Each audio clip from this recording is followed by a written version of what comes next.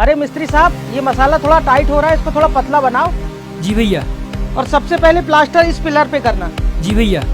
ठीक है। अरे भैया, ये क्या कर रहे हो तुम? अरे आ गए आप लोग। कुछ नहीं कर रहा, बस अपने हिस्से की जगह पे घर बनवा रहा हूँ जो आप लोग बांट कर गए थे। बाकी आप अम्मा से बैठकर बात कर लो, मैं आप लोगों के लिए पानी लेकर आता हूँ। अरे रुको, अम्मा से मैं बाद में मिलूंगा। पहले ये बताओ कि मेरे हिस्से में ये जीना तुमने कैसे बना लिया? जीना? मैंने तो तुम्हारी जमीन में कोई जीना नहीं बनाया भाई। अच्छा, जरा इधर आना। ये हिस्सा मेरी जमीन में आता है, आई बात समझ में? तुमने मेरे हिस्से में जीना बना लिया। वो तो अच्छा हुआ किसी ने मुझे वीडियो बनाकर भेज दी, वरना तुम तो सारी जमीन हड़प लेते। भैया आप बिल्कुल सही कह रहे हो, ये मुझे पहले से ही बेईमान लगता था। अरे तुम लोग क्यों आ गए यार, ये हम भाइयों के बीच का मामला है। जाओ अपना काम करो तुम लोग।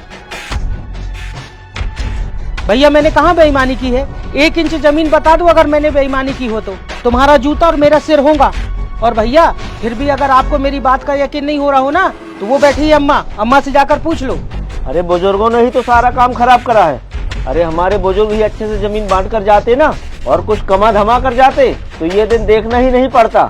वो तो अच्छा हुआ कि हम दोनों भाई शहर चले गए और अच्छा खासा पैसा कमा लिया और थोड़ा बहुत अमीर बन गए। अगर बाप दादाओं के चक्कर में रह जाते ना, तो इसी तरह गरीब रह जाते। अच्छा, मतलब हमारे बाप दादाओं ने हमें गरीब बनाया। जरा तुम लोग एक बात बताओ, जब हमारे बाप दादा जिंदा थे तब हमारी जमीन कितनी थी? उस वक्त हमारी जमीन मतलब 600 गज का तो हमारा ये घर था। और खेतों की जमीन कितनी थी? भैया खेतों की जमीन 6 एकड़ की थी।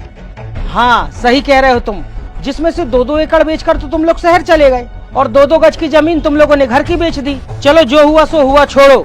तुम ये बताओ, जब हमारे बाप दादा जिंदा थे तब हमारे ऊपर कोई कर्ज था? नहीं, उस वक्त तो हमारे ऊपर कोई कर्जा नहीं था। और अब तुम दोनों के ऊपर कोई कर्जा है? हाँ, थोड़ा बहुत तो कर्जा है ही। शहर में घर बनाएंगे, 60 गज में मैंने बना लिया, 75 गज में इसने बना लिया, तो थोड़ा बहुत तो कर्जा होगा ही ना। चलो ये सब छोड़ो, तुम ये बताओ, जब हमारे बाप दादा जिंदा थे तब हमारी बहुत बड़ी हवेली थी, बहुत बड़ा घर था, हमारे चाचा ताऊ सब मिल बांट कर रहते थे, बहुत सारे मेहमान भी हमारे घर आते थे, मतलब खर्चा पानी भी बहुत ज्यादा होता था, और ना ही किसी की लड़ाई होती थी, सब एक साथ रहते थे। तो तुम लोग तो शहर में रहते हो, तुम लोगों के यहाँ तो मेहमान भी बहुत आते होंगे, खर्चा भी बहुत होता होगा। अरे कहाँ भैया, शहर में कहाँ कोई किसी से मतलब रखता है। मैं अपने ऑफिस में रहता हूँ, 4-5 लड़के लैपटॉप लेकर बैठे रहते हैं, भाई अपने काम पर चला जाता है, कोई किसी से मतलब नहीं रखता। इधर आओ मेरे साथ, चलो यहाँ पे काम चल रहा है। यहाँ भाई एक बात बोलूं, गरीब तुम लोग पहले नहीं थे, गरीब तुम लोग अब हो चुके हो। और सच बताऊं, गरीब तुम इतने हो चुके हो कि तुम्हारे सामने आज मैं भी अमीर हूँ। तुम भाइयों को ये लगता है कि तुमने शहर में 60-70 गज का घर बना लिया, बड़ा ऑफिस बना लिया, लैपटॉप चलाते हो, कंप्यूटर चलाते हो, तो मतलब तुम लोग अमीर बन गए। नहीं भाई, तुम लोग बहुत बड़ी गलतफहमी में जी रहे हो। अमीर नहीं, तुम लोग बहुत गरीब हो चुके हो।